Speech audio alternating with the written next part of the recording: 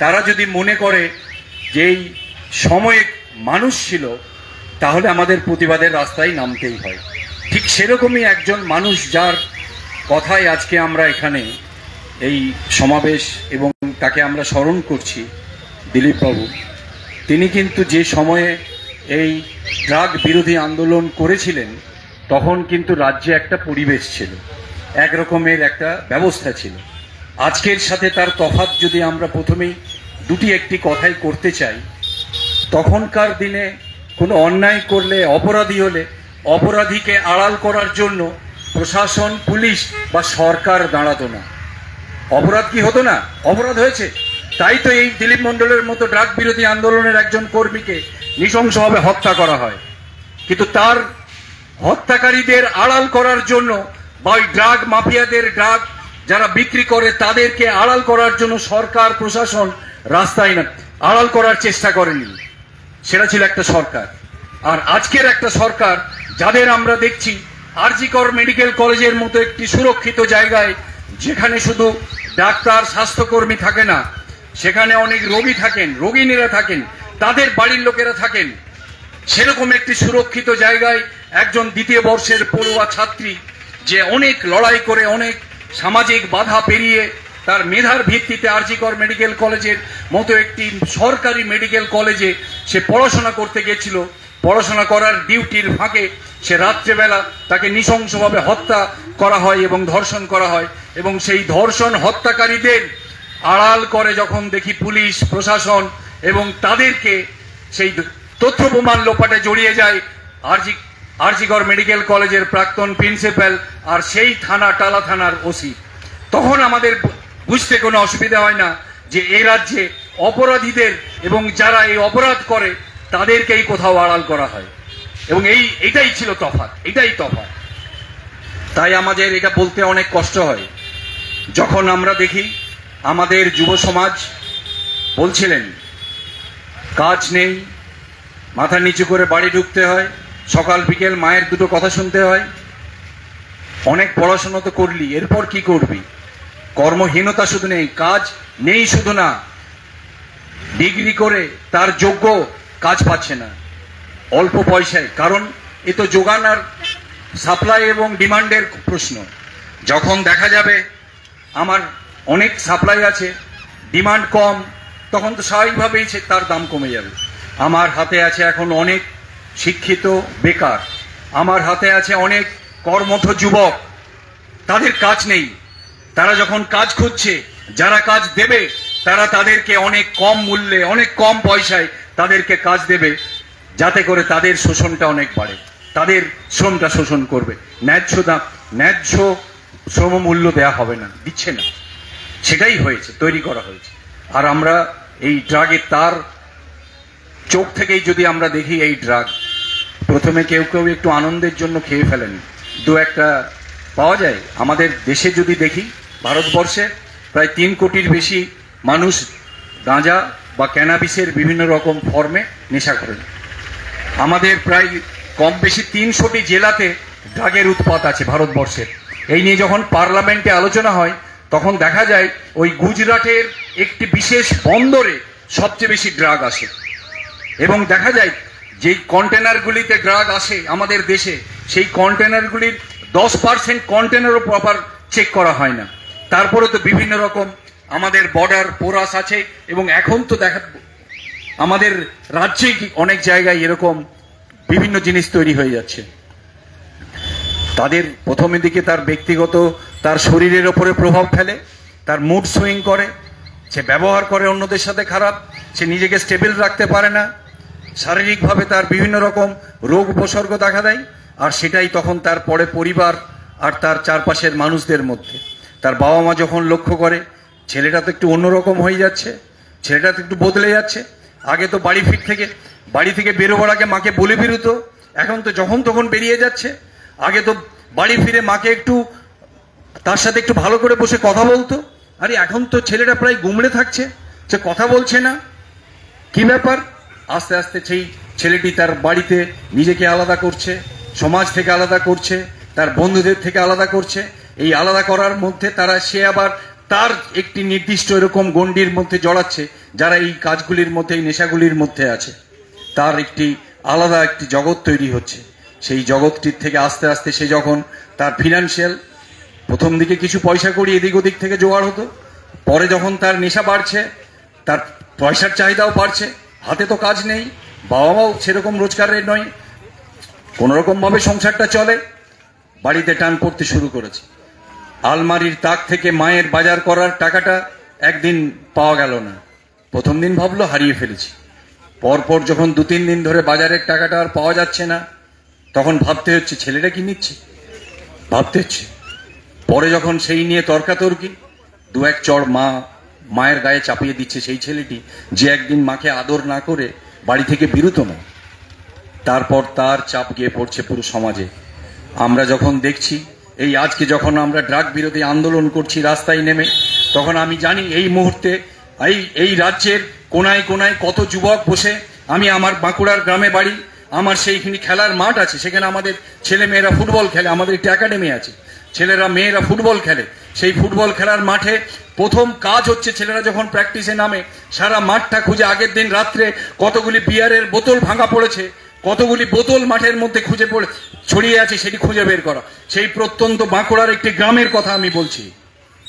অর্থাৎ ঠিক এই মুহূর্তে যখন আমি কথা বলছি, তখন কোনায় কোনায় কোথাও কোথাও বসে আমার বাড়ির ছেলেটি, আমার বাড়ির মেয়েটি কোথাও নেশা করছে, যে এই সমাজের একটি আস্তে আস্তে তার নিজের ব্যক্তিগত, তার ফ্যামিলির, তার সংসারের এবং এই সমাজের একটি বড় বোঝা হচ্ছে। আর যখন সে বোঝাটা টানতে পারছে না সে নিজে, যখন সে অনেক ছেলে মেয়ে আত্মহত্যার পথ বেছে নিচ্ছে, অনেক কত কত সুন্দর যাদের স্বপ্ন ছিল, যারা এই দেশকে কত কিছু দিতে পারত, যারা আমাদের এই স্বাধীন ভারতকে আরো অনেক উন্নত করতে পারত, যাদের দুটো হাত ছিল, যাদের একটা মাথা ছিল, যা দিয়ে এই দেশটাকে কত সুন্দর করে গড়তে পারত, তারা অকালে ঝরে যাচ্ছে বিভিন্নভাবে, শারীরিক অসুস্থতায়, ড্রাগের নেশায়, আর তার সাথে তাদের আত্মহত্যা কত রকম ভাবে বেড়ে গেছে। এই সব কারণগুলির পিছনে যদি আমরা দেখি, এই কারণগুলি আমাদের কোনোভাবেই একটি হঠাৎ করে গজিয়ে ওঠা ব্যাপার না। এর মধ্যে সূক্ষ্ম যাদের মস্তিষ্ক আছে, এই দেশের, এই সারা পৃথিবীর সেই মস্তিষ্কগুলি কাজ করে, মাথাগুলি কাজ করে, যারা ঠিক করে যে এই দেশের মানুষের, সারা পৃথিবীর যে অর্থনৈতিক ব্যবস্থা, এই অর্থনৈতিক ব্যবস্থাটি কিভাবে চলবে তার উপরেই নির্ভর করে এই নেশা, কর্মহীনতা, কর্মের শিক্ষার কি মান থাকবে, সমস্ত কিছু। আমার যেটুকু লাগবে শুধু সেটুকুই মানুষ আমি চাইবো, বাকিদেরকে কোনো রকম করে বন্ধ করো। কারণ মানুষ যদি তার মাথা দিয়ে ভাবতে শুরু করে, কেন আমার হলো, এই দেশ তো আমার সবার, এই দেশের প্রাকৃতিক সম্পদ আমার সবার, এদেশের প্রাকৃতিক সম্পদ শুধু লুটে নেওয়ার জন্য না, মাটির তলায় এই আকাশ বাতাস পাহাড় পর্বত সব তো আমার, এই জল আমার, এই দেউচা পাঁচামির পাথর তো আমার, মালিকানা আমার, এদেশের মালিক আমি না, এর মালিকানা দিয়ে দেওয়া হবে কিছু লোকের হাতে, যারা এই দেশটাকে লুটে পুটে খাবে। আর যারা লুটে পুটে খাবে তাদের বিরুদ্ধে যারা কথা বলতে পারে, মাথা দিয়ে ভাবতে পারে, তাই প্রথমে তাদের মাথাটাকে নষ্ট করো। আর মাথাটাকে নষ্ট করার প্রথম কাজটাই হলো তাদের হাতে একটা পুড়িয়ে ধরিয়ে দাও, তাদের হাতে একটা কলকে ধরিয়ে দাও, কিংবা তাদের হাতে একটা বোতল ধরিয়ে দাও, যেন ভাবতে না পারে। আর তার সাথে শিক্ষাটাকে একেবারে বরবাদ করে দাও। 26,000 ছেলে মেয়ে আমি দেখেছি, তাদের মধ্যে অনেকে যোগ্য শিক্ষক আছেন, ইউনিভার্সিটির কত কত পরীক্ষায় তারা কত কত ভালো রেজাল্ট করেছে, তারা রাস্তায় বসে কাঁদছে। কারণ এই রাজ্যের যে সরকার, সেই শিক্ষকদের মধ্যে কাদের থেকে ঘুষ নিয়েছে বলল না, তারাই তো ঘুষ নিয়েছে। মন্ত্রী আছে জেলে, তার দপ্তর, শিক্ষার যে যতগুলি প্রতিষ্ঠান আছে যারা এই নিয়োগ প্রক্রিয়ায় জড়িত, তাদের সব মাথারা জেলে আছে, কিন্তু তারা বললেন না কাদের থেকে আমরা ঘুষ নিয়েছি। বলে দিন, ঘুষি বললে তো চামড়া উঠে যেত পিঠের, সেটা তো আলাদা কথা। বললেন না বলে চাল আর কাঁকরকে আলাদা করলেন না, মিশিয়ে দিলেন। তাই আজকে যারা মেধাবী তারা রাস্তায় বসে থাকলো, তাই মেধার মূল্যকে রাস্তায় ফেলে দেওয়া হলো। ঠিক একই রকম ভাবে আর.জি. কর মেডিকেল কলেজে সেই মেধাবী ছাত্রীটির নৃশংস হত্যা প্রমাণ করে সেখানেও গজিয়ে উঠেছিল। কারণ সেখানে আর.জি. কর মেডিকেল কলেজের যিনি প্রিন্সিপাল ছিলেন, তিনি একটি বাহিনী তৈরি করেছিলেন। সেই বাহিনী আর.জি. কর মেডিকেল কলেজের সেই চায়ের দোকান থেকে শুরু করে ক্যান্টিন, কিংবা সমস্ত স্টুডেন্টদের থেকে পরীক্ষার পাস ফেলের জন্য তাদের থেকে পয়সা তোলা, আর এই অনৈতিক অনিচ্ছয়ী পয়সা তোলার হাত তারা নেশা ভাঙ সমস্ত রকম পদ্ধতির মধ্যে গেছিল, এবং তার বিরুদ্ধে এবং তার সাথে একটা বড় হাসপাতাল। এই সব তো আপনারা সাউথ কলকাতা ল কলেজের ঘটনায় শুনলেন। সাউথ কলকাতা ল কলেজের মেয়েটির ওপর যে নির্যাতন করলো, সে তো এই কলেজের প্রাক্তনী, সে এখন অস্থায়ী কর্মী। তারা কি পরিবেশটা তৈরি করেছে কলেজগুলিতে। কলেজগুলিতে কোনো গণতন্ত্র নেই, অর্থাৎ ছাত্ররা কাকে বলবে, কার কাছে গিয়ে অথরিটিকে বলবে, বলার জন্য তাদের কোনো প্রতিনিধি নেই। আমরা ঠিক করে দেব, এ করবে। অর্থাৎ একটি হুমকি সংস্কৃতির চূড়ান্ত নিদারণ সমাজে যেমন আছে কলেজগুলিতে, আর একই রকম পদ্ধতি আরজিকর মেডিকেল কলেজেও। যেহেতু কোনো ছাত্র সংসদ নির্বাচন হয় না, তাদের বেছে বেছে কিছু ছেলে ওই প্রিন্সিপালের তামেদার বাহিনী। আর যেহেতু একটি মেডিকেল কলেজ, এই পরীক্ষার পাস ফেল, তারপর কলেজের ভর্তি, ফেস্ট, এসবের বাইরে একটি বড় হাসপাতাল, এবং হাসপাতাল মানে তার যন্ত্রপাতি, ওষুধপত্র, সর্বশেষ হাসপাতালের মৃতদেহ, সেটা অবধি বিক্রি করার রাস্তায় চলে গেছে। আর এসবের মধ্যে যে বাহিনী তৈরি হয়েছে, কোনো কারণে আমাদের অভয়া এর এই দুর্নীতির কোথাও একটা কড়া নাড়ছিল, কোথাও একটা মনে হয় দরজায় একটু ধাক্কা দেওয়ার চেষ্টা করছিল, বা হয়তো সে জেনে ফেলেছিল। সত্যটা আমরা জানতে পারিনি, তাই আমাদের রাস্তায় নেমে প্রতিদিন প্রতিবাদ করতে হয়, বলতে হয় অভয়াকে কেন হত্যা করা হয়েছে, অভয়ার হত্যাকারীদের কেন আড়াল করছে এই সরকার, কেন পুলিশ প্রশাসন তথ্য প্রমাণ লোপাটের সাথে জড়িয়ে যাচ্ছে। কারণ সত্য আমরা জানতে পারিনি, আর সেই সত্যের সন্ধানে আমাদের রাস্তায় থাকতে হচ্ছে। আমরা যখন রাস্তায় নেমে জানার চেষ্টা করছি যে কি কারণে অভয়কে হত্যা করা হয়েছে, কি নৃশংসতা তাদের ওপরে দেখানো হয়েছে, সেই নৃশংসতার কথা আপনারা অনেক শুনেছেন। আমি শুধু দুটো কথা যদি বলি, শিয়ালদা কোর্টের বিচারক তিনি রায় দিয়েছেন, এবং সেই রায়ে লিখেছেন যে একজন যাবজ্জীবন কারাদণ্ড পেয়েছে, সেটা আমরা দেখেছি। কিন্তু রায়ের প্রথম কথাটি যে 1945 সালের 9ই আগস্ট নাগাসাকি শহর জাপানে পরমাণু বোমা পড়েছিল, আর তাতে সারা পৃথিবী কেঁপেছিল। 9ই আগস্ট 2024 সালের ঘটনা আমাদের দেশকে কাঁপিয়ে দিয়েছে। সেই কথা দিয়ে শুরু করেছেন বিচারক, তার পরের কথাই তিনি লিখছেন নৃশংসতার বিবরণ এর থেকে যন্ত্রণা কাতর হতে পারে না। তিনি লিখছেন, টালা থানায় গিয়ে তার বাবা মা যে এফআইআরটি লিখেছিলেন, সেই এফআইআরটি কোনো পেনের কালিতে লেখা হয়নি, সেটা অভয়ার মা বাবার চোখের জলে সেই এফআইআর লেখা হয়েছিল। আর এদেশের সরকার, এদেশের প্রশাসন সেই অভয়ার মায়ের চোখের জলের মূল্য বুঝল না। যে চোখের জল দিয়ে যে এফআইআর লেখা হয়েছিল, এফআইআরে যে কথাগুলি বলা হয়েছিল, তাকে আড়াল করার চেষ্টা করলো, তাড়াহুড়ো করে মৃতদেহকে পুড়িয়ে দেওয়া হলো, তাড়াহুড়ো, এবং সেই হত্যাকারীদের, তথ্য প্রমাণ লোপাটকারীদের প্রথম 4 দিন তদন্ত করেছিল কলকাতার পুলিশ, তাদেরকে আড়াল করলো। আর পরে সেই দায়িত্ব যখন হাইকোর্ট সিবিআই কে দিল, সিবিআই কলকাতা হাইকোর্টের সেই তদন্তকে শুধু ম্যাগনিফাইং গ্লাস দিয়ে একটু দেখে পুরোটা চাপা দিল। তাই আমাদের যন্ত্রণা হয় সেই অভয়ার মায়ের চোখের জলের দাম যে রাজ্য, যে সরকার, যে প্রশাসন দিতে পারে না। তাই বাংলার মেয়েরা 14ই আগস্ট যেরকম রাস্তায় নেমে প্রতিবাদ করে বলেছিলেন এই অন্যায় আমরা মানি না, সেরকমই আগামী 14ই আগস্ট আবার আমাদের রাস্তায় নেমে বলতে হবে অভয়ার মায়ের চোখের জল আর জল নেই, এখন আগুন হয়েছে, মশাল হয়ে সারা রাজ্যে প্রতিটি কোনায় কোনায় ছড়িয়ে পড়বে। সেই মশাল হবার প্রতিজ্ঞা আমাদের নিতে হবে। আর আমরা কি দেখি এখন, আজকেই ঠিক এই মুহূর্তে একটুখানি আগেই আমরা দেখে সত্যিই খুব উৎসাহিত হলাম। পুলিশ প্রশাসনের যারা অধিকর্তা, তাদের স্ত্রীরা প্রেস ক্লাবে বসে প্রেস মিট করছেন। কি বলছেন? বলছেন পুলিশদের প্রতি অনেক কুভাষা প্রয়োগ করা হচ্ছে। দারুণ কথা। পুলিশের প্রতি কুভাষার যদি একটি নিদর্শন দিতে হয়, তাহলে সে কথাগুলি আমরা বলতে পারবো না, কোনোদিন শিখিনি সে কথা বলতে। তাহলে ওই বীরভূমের শাসক দলের নেতার সেই অডিও ক্যাসেটটি চালিয়ে দিতে হয়। আমরা একবার